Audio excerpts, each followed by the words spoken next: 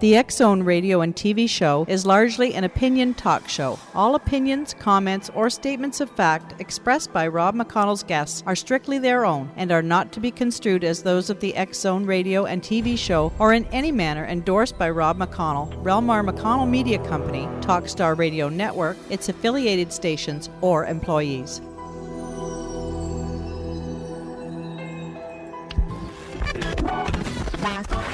All Hit Radio.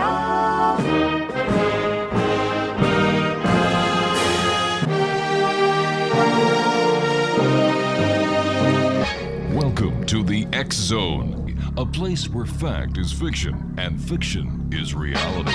Now, here's your host, Rob McConnell.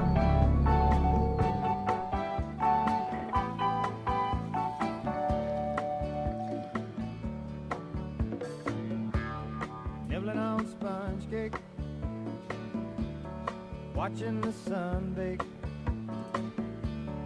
all of those tourists covered with oil, strumming my six string on my front porch swing. Smell those shrimp, they're beginning to boil. Wasting away again in Margaritaville,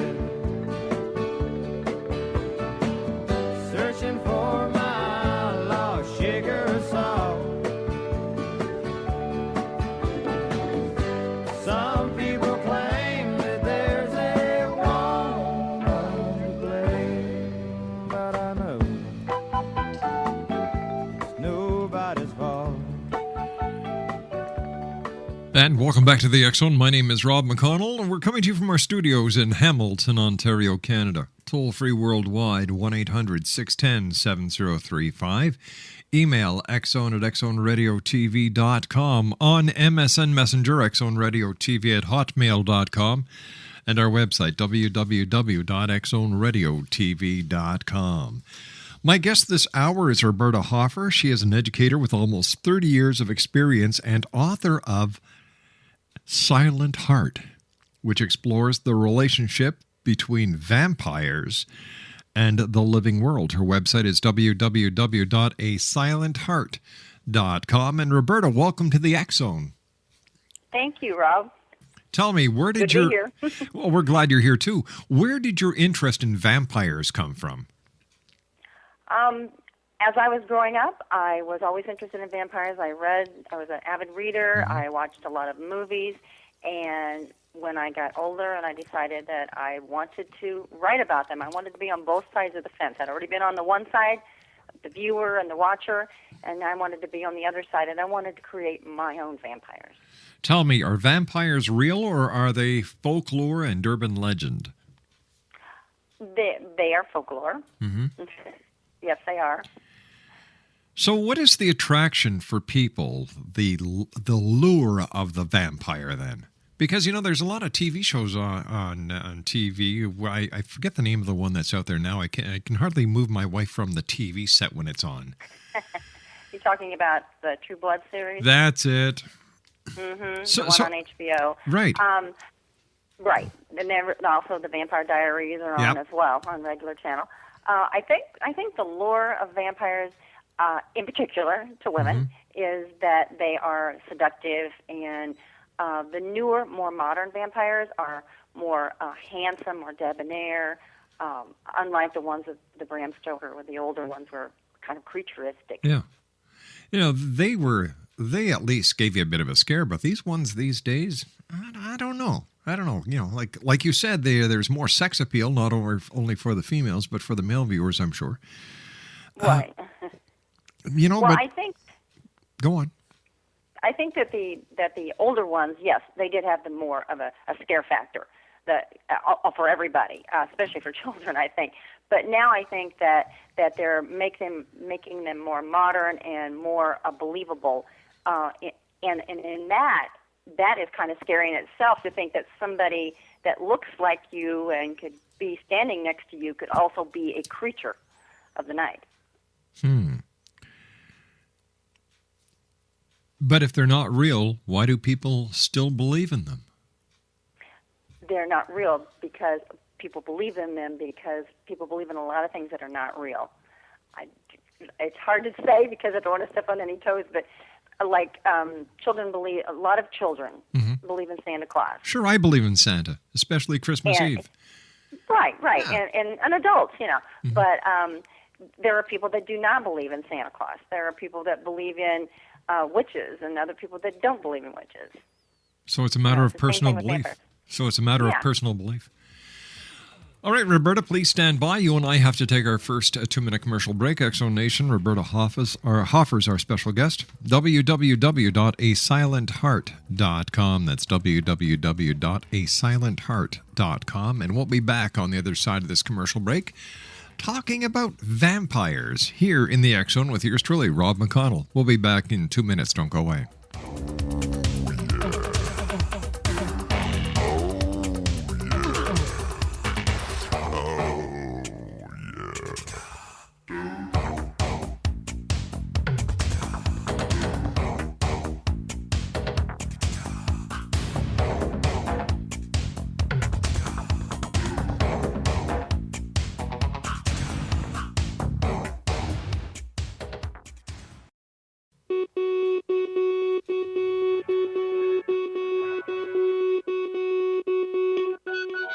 Doesn't mean much. It doesn't mean anything at all. The life I've left behind me is a cold across the last line. From where I can return, where every step I took in faith betrayed me and led me from my home. Exo Nation, Roberta Hoffer's our special guest. She's the author of Silent Heart. Her website is www.asilentheart.com. Tell me, can books about vampires negatively influence a child's mind? I've been asked that a lot, Rob, and I will tell you that, again, I think it's a lot due to the child, how they're brought up, what they were brought up to believe in. Children, especially, we're coming into the Halloween season, the vampire season, so to speak, in October. And as a teacher, and I teach small children, Right. They play, they pretend, they are vampires, they're pirates, they're witches, whatever, and they pretend this. I think as they get older and say into the teenage years, they're really not pretending, but they're kind of seeking out something to identify with. So like fads, say the grunge, look and all that. I think that a lot of this has to do with what they're looking for. So are you saying that this would then help a child's imagination to develop? In some respects, yes, I do, because I think that just reading in general is a good thing for a child.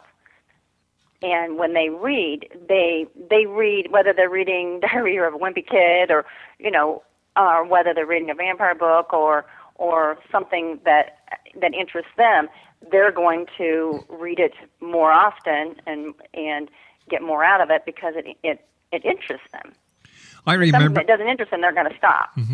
I remember when the Harry Potter series came out, there were school boards that were getting lambasted by parents left, right, and center, and it seems that the stigma that was raised by certain philosophies has died down considerably.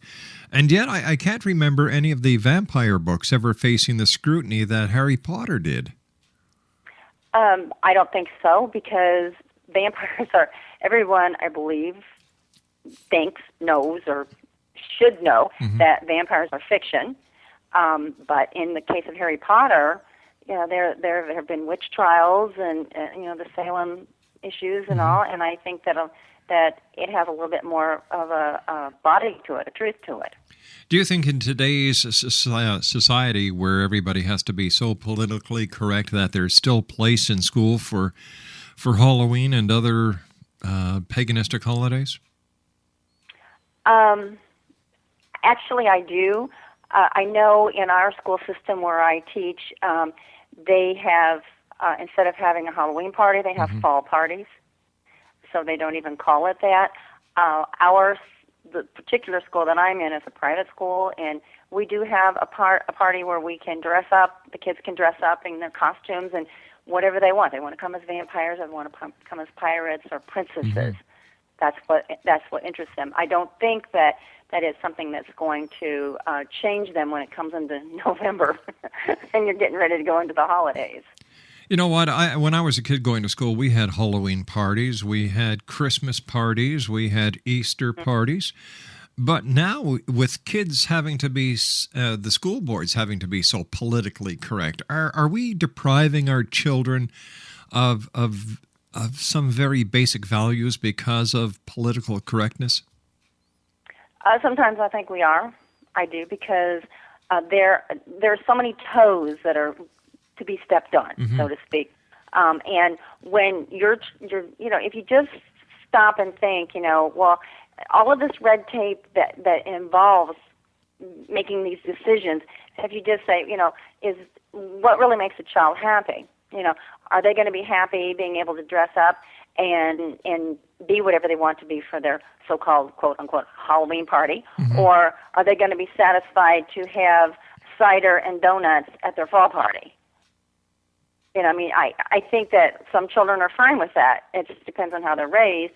Other children would feel kind of like, they missed something. It'd be like having Christmas and basically not having Santa. Tell me, is vampirism a fad, or does the vampire industry actually have a strong hold between vampires and the living world?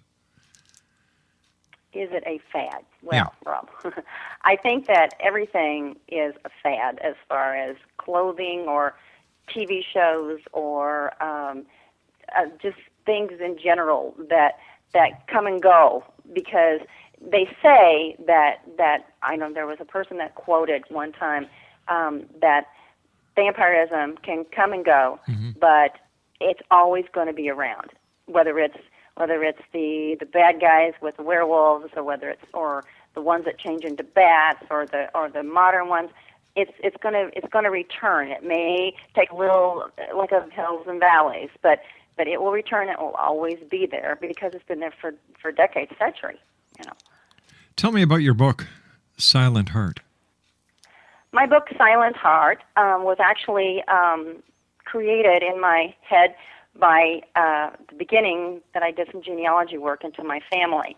And I came up with some interesting information about some family members that, of course, have been deceased for many, many decades that I never met, but I incorporated that into my book and used my deceased relatives as my characters. And a couple of things that did happen in real life to my great-great-grandfather, I did put into the book, and as far as his death was concerned. The vampires in your book, are they the blood-drinking, neck-biting, bat-turning into vampires? No. They are, of course, the modern type, I guess you might say. I have the good versus the evil, of course, and you've got to have that. The one thing about them is that, yes, vampires are vampires, from the Bram Stokers all the way up to the Twilights to my Silent Heart vampires. They do drink blood. But we have found a way to get around killing, at least my good vampires, get around killing humans and trying to coexist in the mortal world. And they do not turn into bats. They do not have fangs. You don't have to bite someone in the neck. They can go out in the sun, although they do get migraines if they're out in the sun very long. But they don't turn to ash. They don't burn up the minute they get into the sun. So they have some traits. They have the special abilities, the speed, the high velocity of hearing, of thought patterns, and being able to read others' minds. But they're different. Exonation, our special guest of this hour is Roberta Hoffer. She is an educator with almost 30 years of experience. and the author of Silent Heart, which explores the relationship between vampires and the living world. What is the relationship between vampires and the living world? Has it changed a lot over the years? Yes, definitely. I think from the very beginning, when vampires from Vlad the Impaler was one of the first ones that they actually talk about, and then of course you have your Dracula and all the others that have come in between, the Bela Lugosi's and all those. Yes, they've changed. They interact now with the world, whereas the ones of the past, they were hidden. They would sleep in their coffins on their homeland dirt, and they would hide themselves away, and they would only come out at night, and they were uncomfortable coexisting with humans or mortals. Today's vampires of our creation, the ones that we have created, are not uncomfortable with that. They try to mix in and mingle in and become part of society. I think my favorite vampire movie was the one with George Hamilton and Artie Johnson. The title escapes me right now. What was it, A Vampire in New York? No, that doesn't it sound... wasn't Once Bitten, was it? Yeah. It was kind of a pun on definitely vampires. it was, yeah. Yes. That was a funny one. There are a lot of funny ones. One just recently came out, just this past summer, was Vampires Suck, I believe. And it was just a takeoff of Twilight. What do you think of the series Twilight as an expert or a connoisseur of vampires? Of course, I've read the books, all of them, more than once. I've seen all the movies, and I have some of the collectibles. I even have the doll, the Edward doll. But I liked it because it did bring out a little bit more of a believability of vampires. And it kind of, I already had the idea in my head for my own vampires, and then when this came out, it was kind of like, oh, shoot. But I have some twists in Silent Heart that has not ever been done before. And there are just different things that happen to the mortal and the immortal world that has not, like Twilight did not touch on that. And there are several other things, other like Moonlight and different ones that have not actually gone to this area of being able to be mortal and immortal together. But I liked Twilight. I have to say I liked it. And it's very similar to Silent Heart in that when I write with proper language. I do not use language that would be offensive to anyone. That way children, say in middle school and above, can read the book. I'm not explicit in my sex scenes, such as in the Charlene Harris books, the Stooky Stackhouse books. They go to an extreme, but and especially in True Blood, like the one you say your wife likes. Yeah. Yeah. So I try to keep it within that range, and so I can kind of identify with Twilight. Yeah, she likes that, but she also likes Home and Garden Channel, so I don't know. Well, you have to have the extremes, I guess, from one to another to kind of give a balance. Roberta, you and I have to take our news break at the bottom of the hour. Please stand by. Great talking with you. Exonation, our special guest this hour is Roberta Hoffer. She's the author of Silent Heart. Vampires are the topic. If you'd like to visit her website, www.asilentheart.com.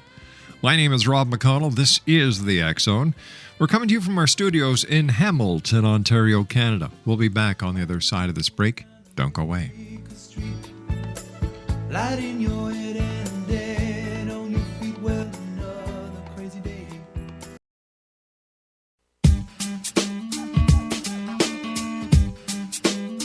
You're listening to the X Zone Radio Show, live and around the world on the Talkstar Radio Network. X X-Zone Broadcast Network, UK High Definition Radio, Euro High Definition Radio, and Star Cable. Our toll-free telephone number worldwide is 1-800-610-7035. Our email address, xzone@xzoneradiotv.com. On MSN Messenger, xzoneradiotv@hotmail.com. And our website, www.xzoneradiotv.com. I believe it's meant to be, darling. I watch you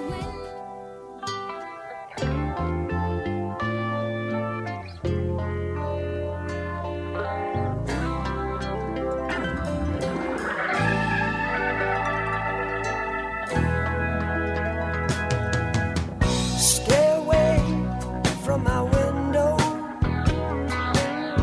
Stay away from my back door too. Disconnect the telephone line. Relax, baby, and draw that blind.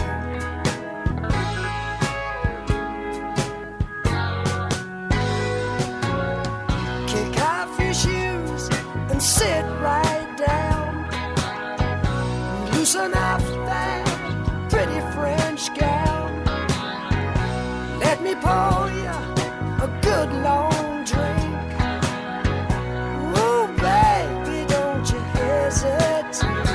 'Cause tonight's Roberta Hoffer is our special guest this hour. Exonation, we're talking about her new book. It's called Silent Heart. Her website is www.asilentheart.com, and it's about vampires. Tell me, have you ever gone to any of these vampire clubs that have been popping up all over the United States and Canada? I have to say, Rob, I have not. I have Okay. not. Have you ever had the opportunity of talking to someone who's claimed they were a real vampire? I have not personally spoken to someone, but I have been on many websites where they actually do believe that they are vampires or of that lineage, that they would be, they're not able to go out in the sun, and they actually talk about using people's blood to sustain themselves. And I have to say that did freak me out a little bit. How did you do your research for your book? Because I know all authors do a lot of research just to make sure they've got their T's crossed and their I's dotted. Yes. Well, like I said before, I did a lot of genealogy work to start out with, to give my characters some base and some personality. And after I did that, then of course I went into researching just vampires in general, just anything and everything that I could find. The internet is such a wealth of knowledge that I just pretty much saturated myself with it and spent hours and hours just reading about it. And of course, the book actually deals with my oldest. There are a lot of very old vampires in my book, and one of my main characters, the good vampire Carter, he is from the Revolutionary War, and therefore I really wanted to be factual on that. So I did a lot of research on that. Right now, currently, I'm writing book 2 because it is a trilogy. So I'm writing book 2, and it actually involves even more history. So I've had to do more research into that because you're right. If you don't have your T's crossed and your I's dotted, somebody's going to catch it. What's the difference between a good vampire and a bad vampire? Well, of course, the bad vampires are ones that's going to kill you and drop you and leave you, and the good ones are the ones that are going to not do anything to you. They're going to try not to harm you. They will find other ways. Synthetic blood, that's something that I've really brought out in my book, is because in Silent Heart there are people that yes, there are vampires and immortals that do drink human blood, just for the fun of it. But my good vampires, they actually seek out synthetic blood, and they're finding ways of working at like Johns Hopkins University to be able to get this where they can use it. And it's a truth, because I also did research into synthetic blood, and it is actually happening in our society today as a way in which to help on the battlegrounds. And when they don't have blood, they can actually use a synthetic blood because it has a longer shelf life. So how would someone, if they wanted to, kill one of your bad vampires? How would they kill them? Giving away secrets. Actually, there's only one way to kill vampires, and that is with fire. With fire? You mean the silver bullets don't really work? The stake through the heart? Stake through the heart. Stake through the heart only messes up the shirt. Wow. Yes, it's only fire, and it really has to be, pretty good fire too. Does garlic ward them off, or is this just another urban legend? Just a legend. Just a legend. I mean, Jeez. and it's possibly for the older vampires. Yes, that probably worked for them. And no reflection in a mirror, that kind of thing. That probably did have an effect on them. But as the vampires have grown over the years and over the decades and over the centuries, they have changed, just like our society, just like us. Mortals have changed. Yeah, but we're not vampires. No. You think of a vampire, you think of some dark character in a cape with it over his face, jumping through the unlocked window of the fair maiden and oogling her with his eyes, thrusting himself upon her, then biting her in the neck. That's the vampires of old. Those are the vampires of old. They have evolved. Yeah, well, you're talking to a radio personality of old over here, don't you know? You're talking to an immortal of old here. Remember, I've taught for almost 30 years, so I can't be 25. So you started teaching when you were 3 years old. There you go. Yes, I did. Yes, I was a student teacher. Is there? No, actually, I'll be honest with you. I will be 60 this year, but I still love vampires. It doesn't matter. Age has no bearing when it comes to vampires. Hey, I still love Santa Claus. I still love the Easter Bunny. I do. I love gifts, and I love chocolate bunnies too. Don't we all? Yes, we do. Tell me, as a teacher as well as an author, is there a connection between vampires and goths and the events that happened in Columbine? I don't know if I would actually involve vampires in that. I think maybe goths might have had a bearing, but I don't know that vampirism and vampirism and goth are dark. Okay, I understand that, but I don't believe that it was so much vampires. It's just the dark occult type of goth that possibly has some influence. I thought that one was a spin-off of the other. I don't think so. No way. I don't think so. I think back when I was a teenager, we didn't have goth back then in the 60s, but we had the Beatles. I was just going to say that. Yeah, and their long hair, and my parents didn't like that. They thought that was a bad influence on us, and the long hair and the mini skirts and that kind of stuff. But look, I turned out okay. Sure you did. And then prior to the Beatles, there was Elvis Presley and rock and roll, and how many, right. the ban that so many politicians and religious leaders tried to, force onto the radio stations so they wouldn't play any of this music. So things never change; they just evolve. Right. I think maybe we might be safer with vampires than we are with something that's actually real. Because the Beatles were real and Elvis was real. Yeah. Rock and roll is real. Mind you, I can't remember the Beatles ever being, going around biting people's necks or people trying to stick a stake in their heart. But what the heck do I know? I wasn't there all the time. Well, that's true, but I do believe I remember a comment that John Lennon said that he compared himself to God. That really brought up the interest. Well, you know what? But he was right. He was right. The Beatles were more popular than Jesus Christ at that time in history. They were to a certain group. They weren't worldwide. To the adults. Worldwide, the Beatles were more popular. More people bought.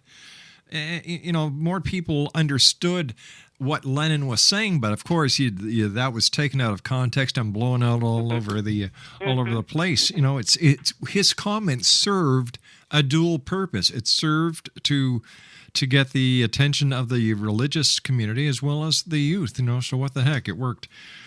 It did. Yeah, it did. Yes. And I think with vampires, you're going to get people that are going to be totally in love with them, and you're going to have people that totally hate them and won't read the book, and that's okay. There are going to be people that will not read Silent Heart because it doesn't have a lot of filth and that kind of thing. That's what they look for in books. They're not going to read it if they know that it doesn't have that. Well, you know what? I commend you as an author. I commend you as a teacher, and I commend you as a parent for the way that you've approached this topic. Well, I just feel like, I can't put my name on a book that I would be embarrassed with the language because that's not me. Mm-hmm. That's not the way I talk. That's not the way I was raised. And I can't put my name on a book that has a cover with something that's very seductive. It would embarrass me. I mean, I teach in a Lutheran school. I mean, I have more respect for myself, but I also want people to be aware that books can be written with clean language and clean thoughts. Whatever you take out of that book, that's up to you. I'm going to take you to a certain point, and I'm going to bring you right to the edge, and then it's up to you to use your imagination. That's the whole point in writing a book, I think, and that's what I love about fiction, is that you can make it anything you want it to be, and therefore I chose not to go the rude route where I would feel embarrassed. I wanted to be clean. What do your friends and family say about your being an author of Silent Heart and writing about vampires? Well, most of the people that my family that know me well understand because I know my fascination with it. Other ones that don't really know how infatuated I've been all my life with vampires say, that's nice, good luck with that, But the book is written in the text that it's actually my daughter's age. It would be like my daughter. Only people that have read the book say, this is you. I can hear you talking. There are mannerisms in the main character, the female character, that is you. And I talk in fragments. So when I'm writing the book, I write it like I talk, and then my computer tells me, fragmented, you need to you consider revising. But I cancel that out and say, I talk in fragments. I'm sorry, that's the way I am. Read it as I am. And I've made mistakes, yes, in my book. I'm not perfect. No one is. So I'm a new author. I'm a rookie, and I'm really wanting to get out there and show people that you can write things that have good quality, and you don't have to worry about getting into the smut and all that, and your kids can read it, and you're not going to be worried about them. I'd like you to take me back to that moment in time when you actually received your first finished copy. It's in your hand. What was it like?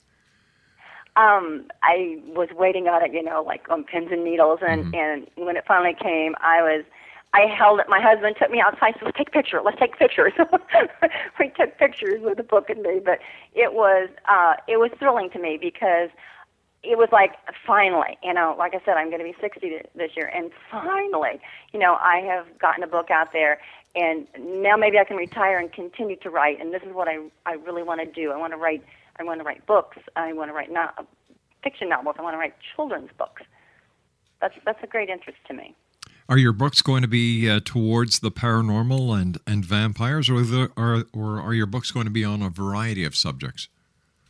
Right now, like I said, the Silent Heart is the first of my trilogy.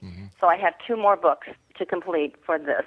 And then I would like to go into some children's books because I have written children's books for my grandson, which will turn 8 this Thursday. And each year I write him a book, one book, and that is the only one that is there in the entire world, and It is dedicated to him every year.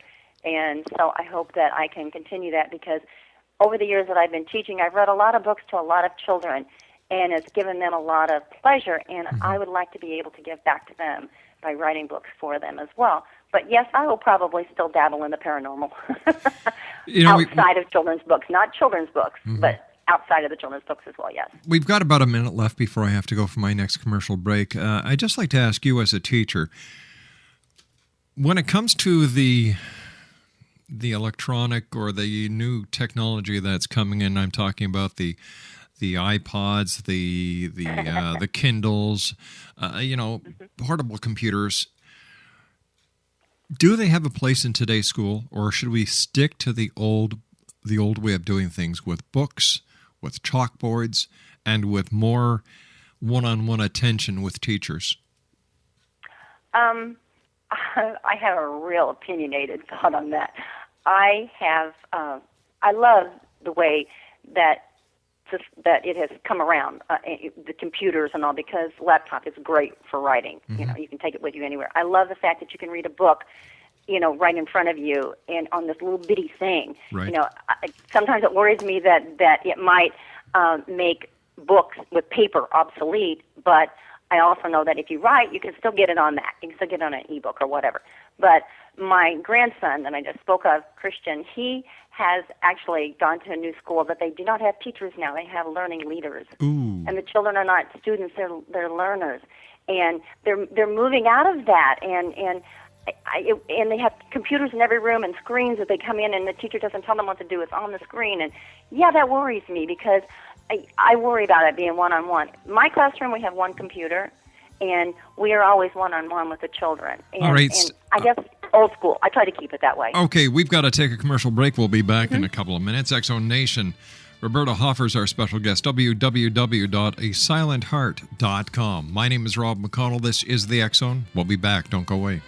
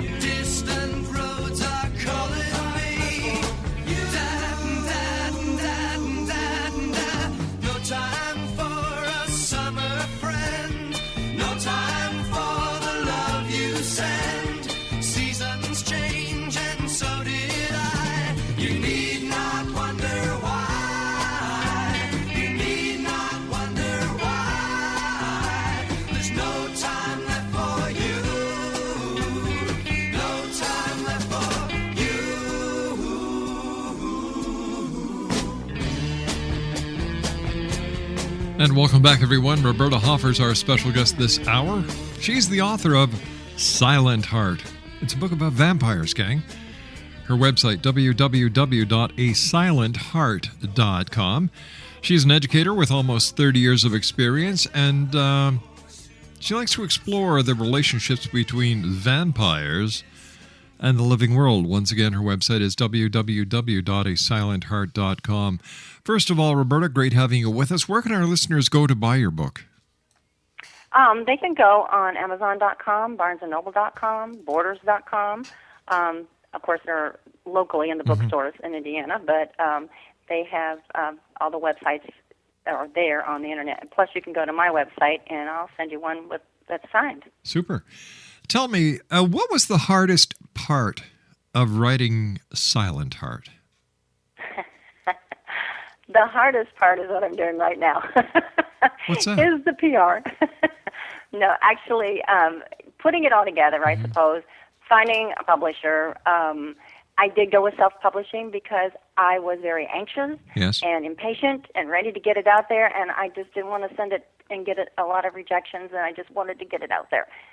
And so that's why I went self-publishing, and that's kind of a new phase for books now. What advice would you have for anyone listening around the world tonight who is considering writing a book? I would say don't give up, because I did that several times. I would start things and life would get in the way, or something else would get in the way, and then a few years later, okay, well, I'm going to try this again. But it doesn't matter how long it takes you to write a book, especially your first one. The point is that you stay with it, stay determined, and that you do get it out there.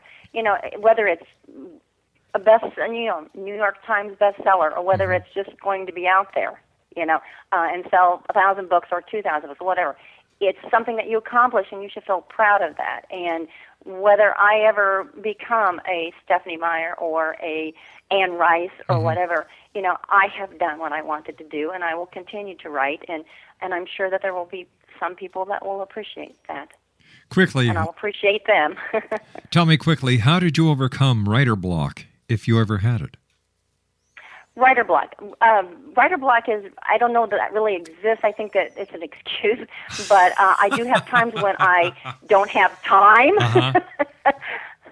I don't have time to write, so I guess you could call that writer's block. But I know that you might just run into a dead end, and then you just have to start your curiosity, your juices flowing again, and think about it and concentrate on it. And if you're really a writer and you're really serious about it, it'll come back. Roberta, we have to say so long for tonight. I do want to thank you so much. I wish you much success, and I look forward to the next time you're here with us in the X Zone with your next book. So until then, take care. Well, thank you, Rob. I have really enjoyed it, and I hope that everyone else has enjoyed it. And just contact me on my website and tell your wife to get the book and read it. Check it out. I will. www.asilentheart.com. Well, that's it for tonight, everyone. I'd like to thank each and every one of you listening around the world, whether you're at home, work, or the office, for allowing us to be part of your day or your night. So until tomorrow night, when once again we meet here in the X Zone, take care of each other, love your children, and always keep your eyes to the sky and your heart to the light. Good night now. I know